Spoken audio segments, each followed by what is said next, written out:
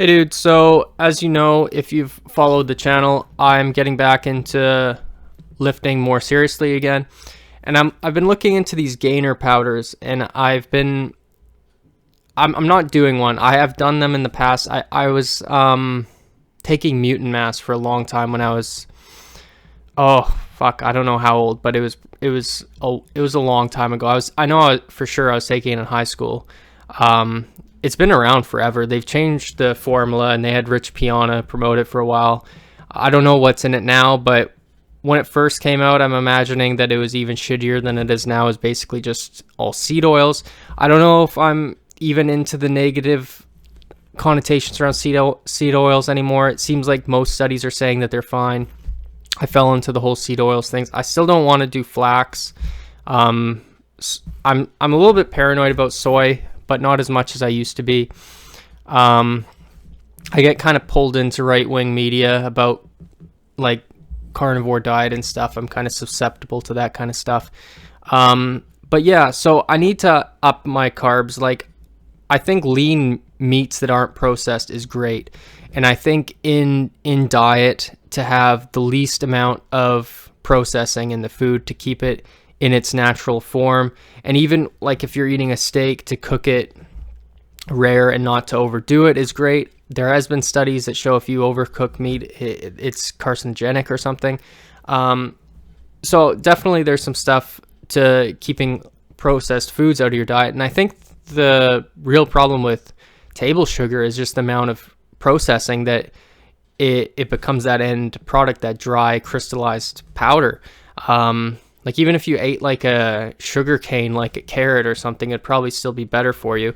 I'm completely like pulling that out of my ass. Like I don't know that for sure, but it would make sense. I do know resistant starches, when you cook a potato, you cool it, you cook it again, you cool it. The more times you do that, the more resistant the starch gets, and that's good for your gut microbiome.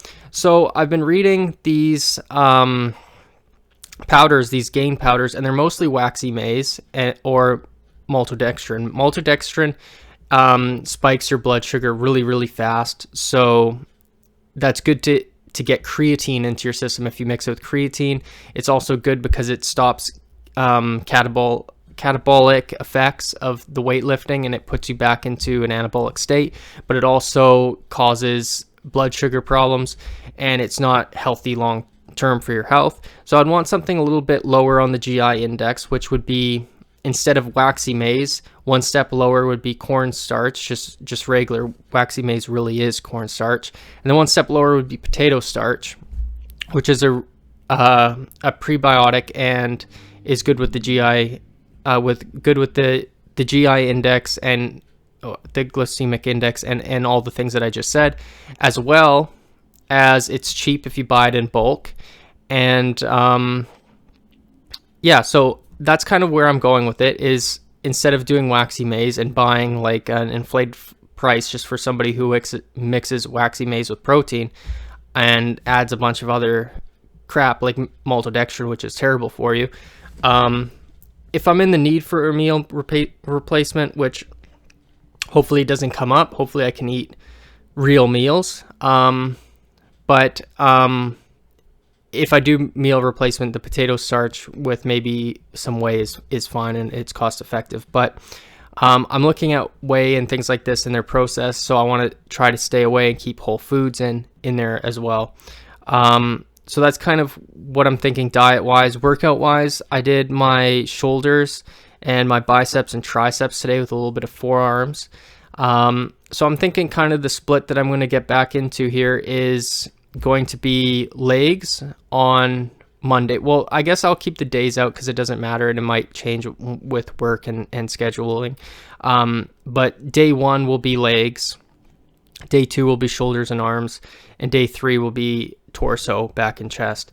And I think it's going to be successful. I've tried pretty much every split there is. I've tried, upper body, lower body. I've tried push pulls. I've tried, the typical bro split of, chest and tricep, back and biceps. I've tried back and shoulders. I've tried shoulders and legs. Like, I've done all of it at one point.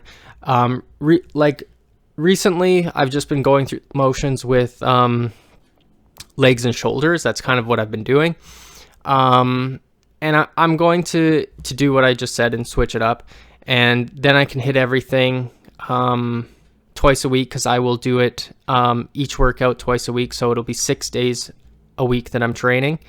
And I hope it goes well. I think it'll go well. I gain quickly because I have muscle memory.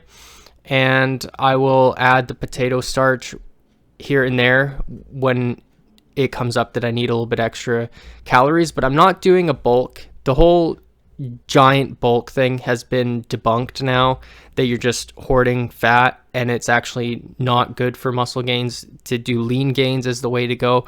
But if I'm on the go and I need a little bit of glucose to make my muscle cells a little bit fuller and not just depleted and get cranky or tired at work or whatever the case, and I don't have time for a full meal, I'll do the potato starch thing. But I think the one downfall is that you'd have to take an enzyme capsule with it to fully digest it, because it can cause bloating.